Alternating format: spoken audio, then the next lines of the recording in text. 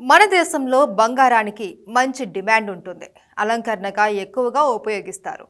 పండుగలు, ఇతర శుభకార్యాలలో బంగారం ఉండాల్సిందే. బంగారు ఆభరణాలను మహిళలతో పాటు ఇటీవలి కాలంలో పురుషులు సైతం ధరిస్తున్నారు.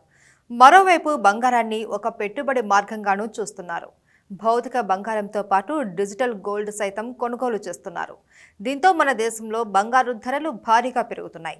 బంగారం దిగుమతిలో మన దేశమే అగ్రస్థానంలో నిలుస్తోంది. బంగారం ధరలు ప్రస్తుతం ఆల్ టైమ్ హై స్థాయిలో ట్రేడింగ్ అవుతున్నాయి. 2024లోనూ ఈ జోరు కొనసాగవచ్చు అని మార్కెట్ నిపుణులు అంచనా వేస్తున్నారు.